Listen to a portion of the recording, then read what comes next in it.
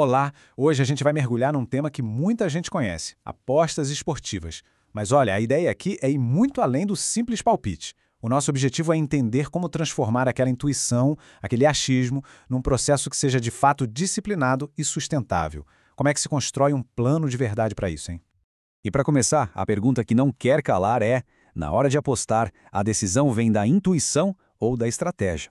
Sabe, essa separação, ela é a base de absolutamente tudo.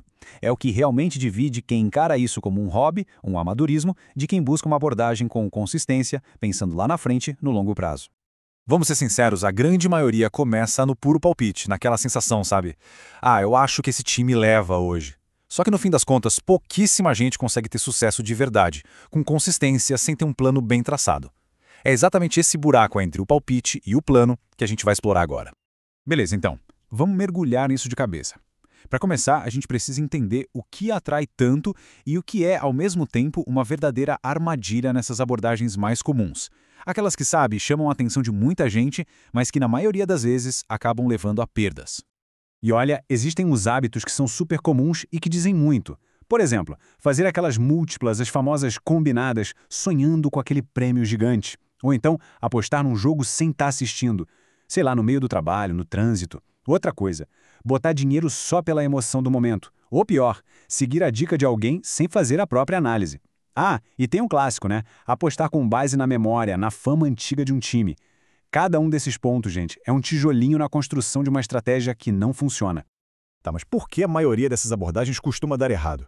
A gente vai ver agora que o problema não é só o que se faz, mas o porquê, o fundamento que existe, ou melhor, que não existe, por trás da decisão.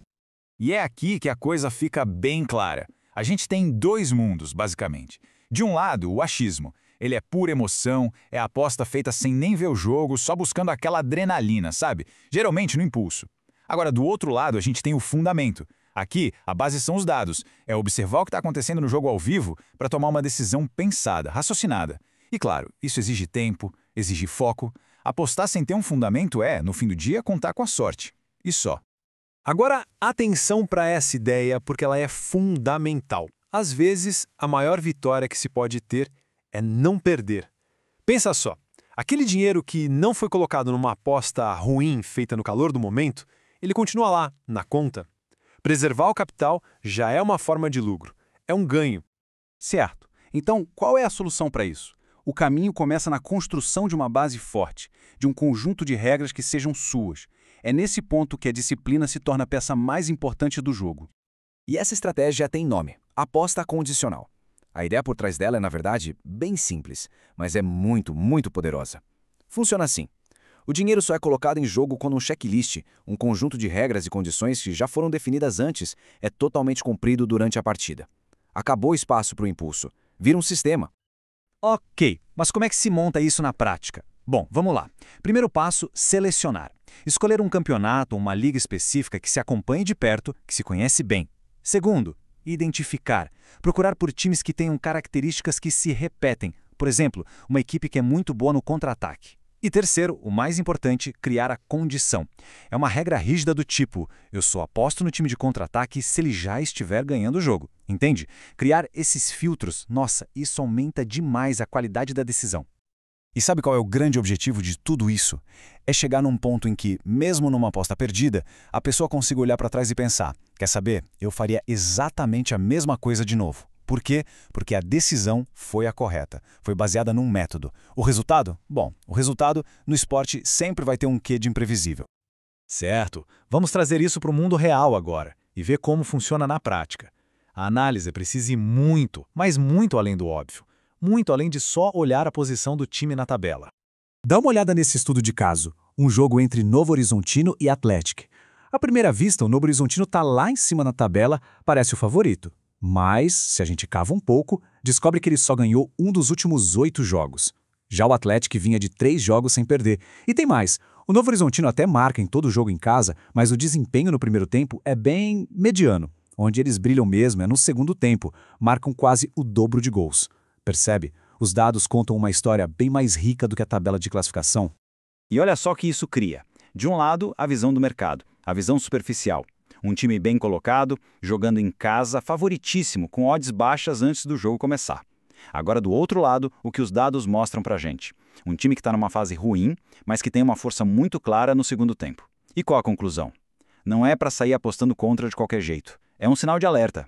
Uma indicação de que pode existir uma oportunidade de aposta condicional, quem sabe, esperando o segundo tempo.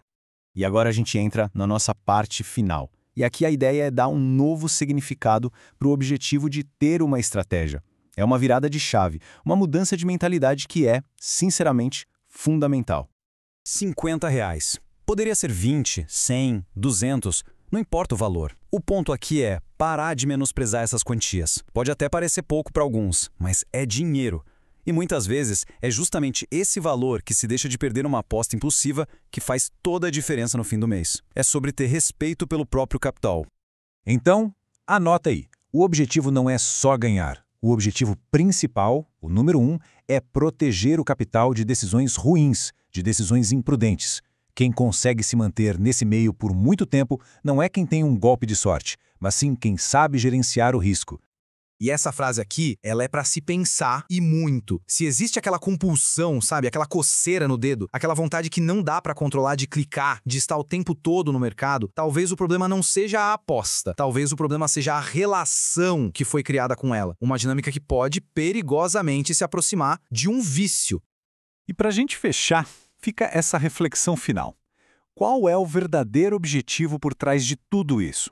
É ganhar dinheiro? De um jeito pensado, estruturado, ou é sentir a adrenalina de apostar? Ser totalmente honesto sobre essa motivação é o primeiro passo, e talvez o mais importante de todos, para construir um caminho que seja mais saudável e, quem sabe, até mais lucrativo. Porque a resposta para essa pergunta, bom, ela define todo o resto.